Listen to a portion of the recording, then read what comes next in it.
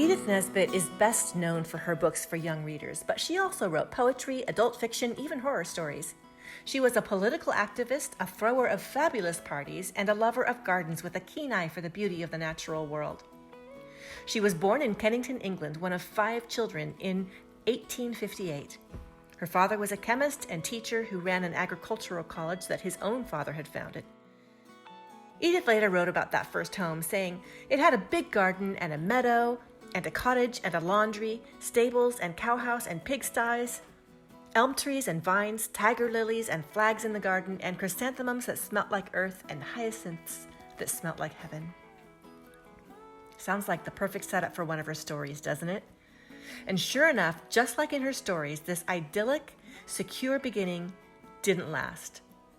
When little Edith was just about to turn 4, her father died of tuberculosis, leaving her mother to manage the college, the kids, and the finances all on her own.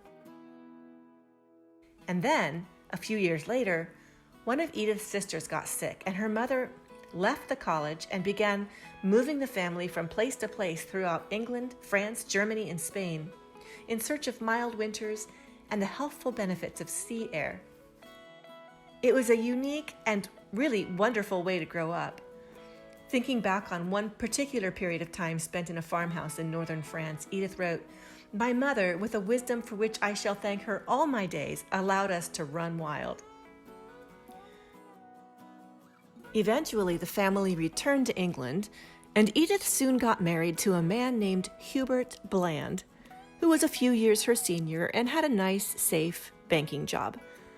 But again, as in one of her novels, things took a turn for the worse, but also got, you might say, a little more interesting, when her husband left that secure job to become an entrepreneur, setting up a brush manufacturing business, an enterprise which failed in a colossal way when his partner absconded with the funds while Hubert was so sick with smallpox that he was unable to work for several years.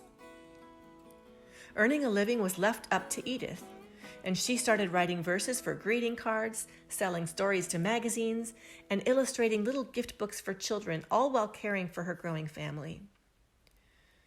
But it wasn't until Edith was in her 40s, her life by that time stricken by griefs and disappointments of all kinds, including the sorrows of her regrettable marriage and the death of her 15-year-old son, that she began writing most of the children's novels that brought her fame. Reeling from her loss, Edith filled her hours with writing tales of adventurous children and their escapades, sometimes magical, sometimes more realistic, but usually involving a missing father, a generous and creative mother sort of in the background, and a group of resourceful, imaginative siblings. The entry for E. Nesbit in the Dictionary of National Biography explains, "Her characters were neither heroes nor moral dummies, but real young human beings, behaving naturally." This gift of character drawing, aided by the ease and humor of her style, place her in the highest rank among writers of books for children. In fact, Edith Nesbit is credited for actually inventing the adventure story for children. Unlike authors who came before her, like George MacDonald, Lewis Carroll, and Kenneth Graham, her writing kept kids rooted in the real world, though often with magical fantasy elements woven in, including fairies and time travel.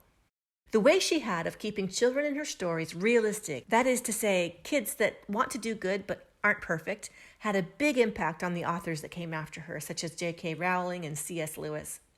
One critic says, "No writer for children today is free of debt to this remarkable woman." Rowling, who wrote the Harry Potter series, has said that she identifies with E. Nesbit more than any other writer. And the famous author H.G. Wells, a friend of Edith's, once wrote to her, "I knock my forehead on the ground at your feet in the vigor of my admiration of your easy artistry." All this success and acclaim meant that she and her husband were eventually able to live very comfortably off of her earnings, throwing lavish parties at their Greenwich mansion and hobnobbing with the literary and political elite. So, how does one write stories that are as readable, enjoyable, and captivating for kids, and many would argue for adults, as E. Nesbit's? Well, according to Edith, first, treat the young reader as an equal. "I make it a point of honor never to write down to a child," she said. And second, don't forget what it was like to be young. She believed that children cannot be understood by imagination, by observation, nor even by love. They can only be understood by memory. Only by remembering how you felt and thought when you yourself were a child can you arrive at any understanding of the thoughts and feelings of children. In another place she wrote, "When I was a little child, I used to pray fervently, tearfully, that when I should grow up, I might never forget what I thought, felt, and suffered then." And how did Edith's story end? Well, after the death of her first husband, she did eventually find real and meaningful love with a Cockney barge captain named Tommy Tucker, whom she married in 1917. Together, they built a home at St. Mary's Bay, Kent, where Edith Nesbit continued to write until, in May 1924, she passed away from lung cancer. By that time, she had written or collaborated on more than 60 books. Thank you, Edith Nesbit, for sharing your gift of writing with us, and especially for never forgetting what it was like to be a child.